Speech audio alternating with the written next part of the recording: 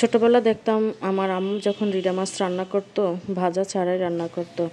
আসলে আমি না ভাজা ছাড়া রান্না করে কোনো মাছই খেতে পারি না, কিন্তু প্রকৃত নিয়মই হচ্ছে রিডা মাছ যদি ভেজে রান্না করে তাহলে প্রকৃত স্বাদটা পাওয়া যায় না। ভাজা ছাড়া রান্না করতে হয় রিডা মাছটা, তাহলে ভালো লাগে। আসসালামু আলাইকুম এভরিওয়ান, কেমন আছেন সবাই? আসলে আমি যেভাবে রান্না করি সেভাবে আপনাদের সাথে শেয়ার করতেছি। আর রিডা মাছটা সব কিছু মশলা দিয়ে রান্না করতে হয় মাংসের মতোই। এখানে আমি আদা, রসুন, জিরা, গরম মশলা আর গোলমরিচের গুঁড়া দিয়ে মশলাটাকে কষিয়ে নিয়েছি, তারপরে টমেটো দিয়েছি। আর রিডা মাছের সবচেয়ে বড় উপকরণটাই হচ্ছে গোলমরিচের গুঁড়া। এটা একটু ঝাল ঝাল করে রান্না করতে হয়, তাহলে কিন্তু খেতে ভালো হয়।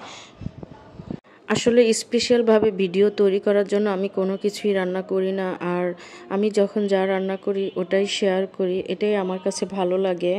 আসলে এখানে আমি কোনো কিছু দেখানোর কিছু নাই। আমি মনে করি যখন আমি যা করি তাই হয়তো আপনাদের সাথে শেয়ার করি। আমার এই রিডা মাছটা একদম তাজা ছিল, আর তাজা মাছের স্বাদটা তো আসলেই অন্যরকম হয়ে থাকে। এখানে মশলাটা কষিয়ে আসার পরে আমি রিডা মাছটা দিয়ে দিচ্ছি, দিয়ে তারপরে আমি 5-10 মিনিটের মতো আবার ঢাকনা দিয়ে একটু কষিয়ে নেব। রিডা মাছটা একটু হালকা ভুনা ভুনা করে রান্না করলে খেতে কিন্তু মজার হয়। অনেকে হয়তো রিডা মাছটা অন্যভাবেও রান্না করে থাকেন, কিন্তু আমি যেভাবে রান্না করেছি বা করতেছি সেটাই আপনাদের সাথে শেয়ার করছি। রিডা মাছের একটা উপকরণ বললাম যে গোলমরিচের গুঁড়া। গোলমরিচের গুঁড়াটা আসলে রিডা মাছে ব্যবহার করতে হয়, তাহলে কিন্তু খেতে ভালো লাগে। আর রিডা মাছে একটু ঝাল হলে তো আরও বেশি ভালো লাগে। আসলে অনেকে হয়তো ঝাল কম খায়, ঝাল কম দিয়ে রান্না করে, কিন্তু প্রকৃত নিয়মই হচ্ছে রিডা মাছে একটু যদি গোলমরিচের ঝালটা বেশি দেওয়া হয় তাহলে কিন্তু রিডা মাছটা খেতে ভালো হয়।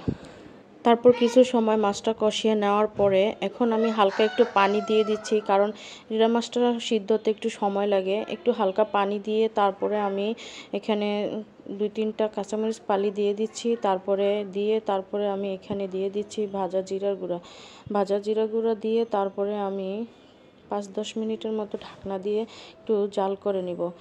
এই রিডা মাছটা কিন্তু খেতে কিন্তু অনেক মজার, আর তাজা হলে তো আর কোনো কথাই নাই। রিডা মাছ আমার খুবই পছন্দের একটা মাছ।